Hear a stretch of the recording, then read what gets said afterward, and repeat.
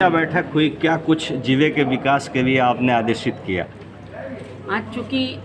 मैंने बीच में आई भी थी, माननीय मुख्यमंत्री जी भी सिंगरौली आए थे और बहुत अच्छा कार्यक्रम हुआ, उसके लिए बधाई। और रक्षाबंधन वो सावन की इस पवित्र मास की भी आप सब लोगों को बहुत शुभकामनाएं देती हूँ, क्षेत्रवासियों को। और आज हम लोगों ने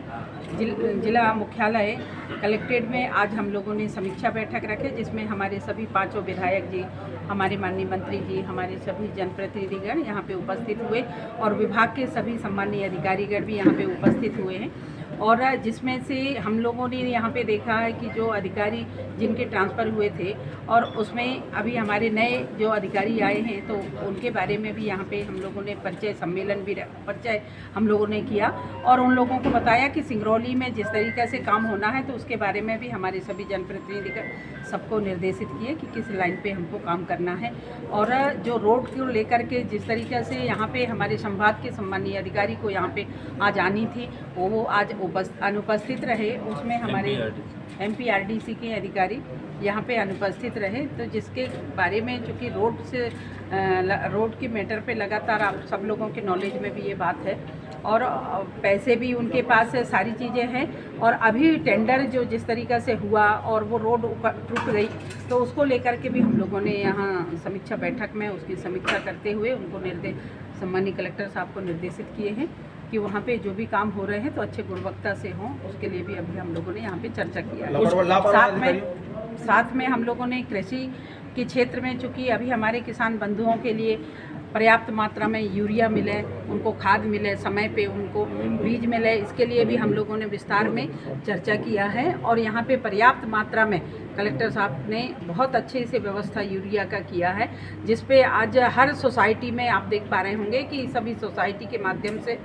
किसानों को यूरिया दिए जा रहा है। और हमारे DAP भी यहाँ पे पर्याप्त मात्रा में है। और कोशिश ये हमारी है, हमारे सभी जनप्रतिनिधियों की, प्रशासन की, कि जिस तरीक़े से हमारे किसान बंधु खेती करते हैं तो उस पर पर्याप्त मात्रा में उनको खाद मिले, उनको पर्याप्त मात्रा में अच्छी सुविधा दें। और उसके लिए अलग अलग सोसाइटीज़ के माध्यम से हम लोगों ने किसानों को दे रहे हैं। डबल लॉक के माध्यम से जिस तरीक़े से यदि कोई भाई यदि वो सोसाइटी के माध्यम से नहीं लेना चाहते हैं, तो उनको भी दो सेंटर ऐसे रखा गया है कि जहाँ पे वो नगद भी खाद खरीद सकते हैं।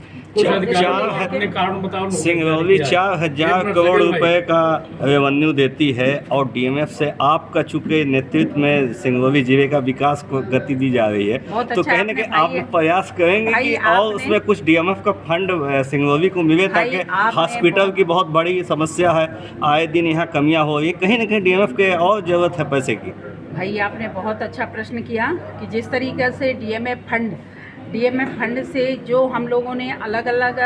क्षेत्रों में जो हम लोग काम करते थे, जैसे शिक्षा है, स्वास्थ्य है, पेयजल है, इन सब विषयों को लेकर के, पर यहाँ पे हम लोगों ने जो आज बैठक लिए, उस बैठक में सबसे पहले तो हम लोगों ने शहर के सौंदर्यीकरण के लिए भी हम लोगों ने बात किया है। और यहाँ पे सभी हमारे जनप्रतिनिधिगण, हमारे माननीय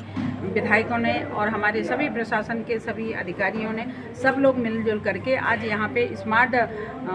सिटी बने, इसके लिए हम सब लोगों ने यहाँ पे आज प्रस्ताव पास किया है कि हमारा शहर स्वच्छ हो, हमारा शहर सुंदर हो और सिंगरौली का जैसे नाम है वैसा यहाँ का काम भी बढ़िया अच्छा सुंदर दिखे। उसके लिए भी हम सब लोगों ने मिलकर के यहाँ पे अभी चर्चा किए हैं। आज की इस बैठक में हमारी महापौर भी यहाँ उपस्थित हुए थे, नगर निगम के अध्यक्ष भी यहाँ पे थे, हमारी जिला पंचायत के सभी जनप्रतिनिधि भी थे, हमारे माननीय विधायकगण भी थे। आज हम सब लोगों के प्रयास से और आप सब लोगों के सहयोग से, हमारे प्रशासन के सबके सहयोग से, जिस तरीके से देश में चौथा स्थान सिंगरौली आया है स्वच्छता के मामले में, तो उस पर भी हम लोगों ने बहुत ही विस्तार में चर्चा किया कि हम 1 नंबर हमारी सिंगरौली को स्वच्छता के क्षेत्र में कैसे लाएं। उस पर सबका सहयोग हम सब लोग चाह रहे हैं कि ये 1 नंबर कैसे बने, उसके लिए लगातार प्रयास कर रहे हैं। और देश के अंदर DMF की बात कर रही हैं, 3 साल बाद प्रस्ताव, जो 3 साल पहले जो प्रस्ताव भेजे गए थे, आज उनकी स्वीकृति आई है, तो ऐसे में कैसे काम चलेगा, कैसे स्मार्ट बन पाएंगे हम? देखिए, बीच में चुनाव के कारण लगातार चुनाव हुए, चाहे लोकसभा के चुनाव हो, चाहे पंचायत के चुनाव हो, चाहे विधानसभा के चुनाव हो, एक के बाद एक जो 6-6 महीना के बीच में अंतराल में चुनाव हुए, नगर पालिका के चुनाव हुए, पंचायतों के चुनाव फिर लोकसभा विधानसभा के चुनाव आए, विधानसभा के बाद लोकसभा के चुनाव आए। तो आप सब भी देख पा रहे होंगे कि लगातार चुनाव के कारण से, इसलिए देश के यशस्वी प्रधानमंत्री कहते हैं कि विकास में ये चुनाव बाधाएं आती हैं, इसलिए वन नेशन वन इलेक्शन, इसके लिए बार बार सभी जनता जनार्दन से अपील भी करते हैं कि विकास में ये चुनाव बाधा सड़क न हादसे बने। रोकने और के लिए इस बाईपास की बहुत जरूरत है, सख्त जरूरत है सिंगरौली से। बाईपास अभी माननीय यशस्वी मुख्यमंत्री जी आए थे तो उस पर माननीय मुख्यमंत्री जी ने 4 लाइन की स्वीकृति प्रदान किए हैं और बहुत जल्दी ये स्वीकृति घोषणा हुई है, बहुत जल्दी स्वीकृति होगी। और स्वीकृति के बाद जैसे ही टेंडर होगा तो टेंडर के बाद बहुत सुंदर हमारे शहर को अच्छी रोड, यहाँ पे 4 लाइन रोड यहाँ पे उपलब्ध होंगे। और अभी लगातार विकास के लिए हम सब लोग, आप लोगों के सहयोग से प्रशासन ने लगातार प्रयास कर रहे हैं, अच्छे काम कर रहे हैं, तो निश्चित ही ये काम आएगा। एक सवाल भ्रष्टाचार जुड़ा हुआ है। लोक स्वास्थ्य यांत्रिकी विभाग के जो अधिकारी हैं वो 13 दिन में बहाल हो गए, सस्पेंड हो गए, 13 दिन में ही बहाल हो गए, कैसे? नहीं, ये जांच का विषय था, तो जांच करने के बाद कोई यदि आरोप लगाता है तो ये सीधे आरोप ये सिद्ध नहीं होता, जांच होती है। यदि जांच में यदि सही पाया जाता है तो उसको दोष दिया जाता है। ऐसे ही कोई कह दिए कि नहीं ये भ्रष्टाचार किया है या ऐसा किया है, तो ऐसा नहीं। जांच में दोषी नहीं, ये मेरी जानकारी में नहीं है। कुछ अधिकारियों को